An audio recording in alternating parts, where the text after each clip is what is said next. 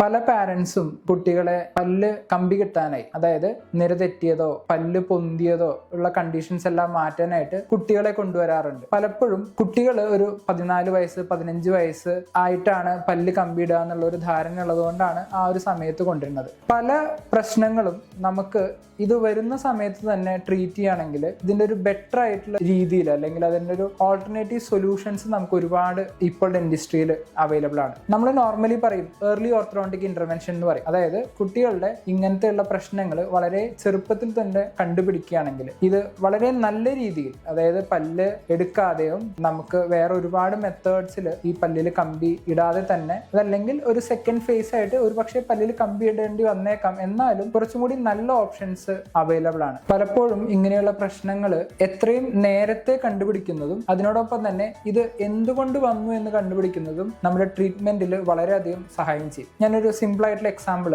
ഇപ്പോൾ ഒരു തം സക്കിംഗ് ഉള്ള ഒരു കുട്ടിയാണെന്ന് വിചാരിക്കുക, അതല്ലെങ്കിൽ മൗത്ത് ബ്രീത്തിങ് ഉള്ള കുട്ടിയാണെന്ന് വിചാരിക്കുക. അപ്പൊ തം സക്കിംഗ് നമ്മൾ മുമ്പ് തന്നെ കണ്ടുപിടിക്കുകയാണെങ്കിൽ ആ ഒരു ഹാബിറ്റ് നിർത്തലാക്കുന്നതോട് കൂടി തന്നെ പലപ്പോഴും ആ പല്ല് നോർമൽ അവസ്ഥയിൽ ഓട്ടോമാറ്റിക്കലി വരും. അപ്പൊ നമുക്ക് പിന്നീടുള്ള പല്ല് കമ്പിയിടലും അങ്ങനത്തെ കാര്യങ്ങൾ നല്ല രീതിയിൽ വ്യത്യാസം വരുത്താം. രണ്ടാമതായിട്ട് മൗത്ത് ബ്രീത്തിങ് പറഞ്ഞു, വേറൊരു ഹാബിറ്റ് ആണ്. സോ ഇത് പല കാരണങ്ങൾ കൊണ്ടും, അതായത് പല്ലിൻ്റെതല്ലാതായിട്ടുള്ള കാരണങ്ങൾ കൊണ്ട് പോലും മൗത്ത് ബ്രീത്തിങ് ഉണ്ടാകും. നമ്മൾ എയർവേ റിലേറ്റഡ് റീസൺസ് എന്ന് പറയും. സോ അതാണെങ്കിലും നമുക്ക് കണ്ടുപിടിക്കുകയാണെങ്കിൽ അതിൻ്റെതായിട്ടുള്ള ട്രീറ്റ്മെന്റുകൾ നേരത്തെ തന്നെ ചെയ്യുകയാണെങ്കിൽ പല്ലിന്റെ ആകൃതിയിലും നമ്മുടെ ഫേസിന്റെ ആകൃതിയിലും നമുക്ക് മാറ്റം വരുത്താനായിട്ട് സാധിക്കും. സോ പലപ്പോഴും ഞാൻ വിചാരിക്കാറുണ്ട് പാരന്റ്സിന് ഇതിനെക്കുറിച്ച് അറിവില്ലാത്തത് കൊണ്ടായിരിക്കാം അവർ ഇത്ര ലേറ്റ് ആയിട്ട് വന്നത്, ലേറ്റ് ആയിട്ട് വന്നിട്ട് ഈ ഒരു ബുദ്ധിമുട്ടുണ്ടാവുന്നത്. സോ എത്രയും വേഗം തന്നെ ഇങ്ങനത്തെ എന്തെങ്കിലും പ്രശ്നങ്ങളുണ്ട്, അതല്ലെങ്കിൽ പല്ലിന് ഒരുപക്ഷെ കുട്ടികളുടെ പല്ല് വരാത്തതായിരിക്കാം, അതല്ലെങ്കിൽ നേരെ തെറ്റി വരുന്നതായിരിക്കാം. സോ അങ്ങനെയുള്ള കാര്യങ്ങളൊക്കെ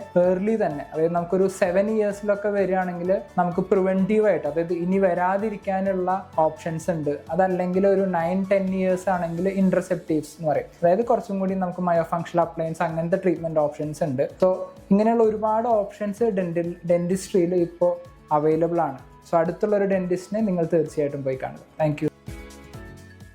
പല പാരന്റ്സും കുട്ടികളെ പല്ല് കമ്പി കിട്ടാനായി, അതായത് നിരതെറ്റിയതോ പല്ല് പൊന്തിയതോ ഉള്ള കണ്ടീഷൻസ് എല്ലാം മാറ്റാനായിട്ട് കുട്ടികളെ കൊണ്ടുവരാറുണ്ട്. പലപ്പോഴും കുട്ടികൾ ഒരു 14